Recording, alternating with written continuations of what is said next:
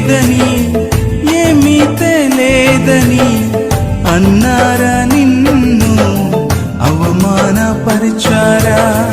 తలరాత ఇంతేనని తరువాత ఏమవునోనని రేపటిని గూర్చి చింతించుచున్నావా?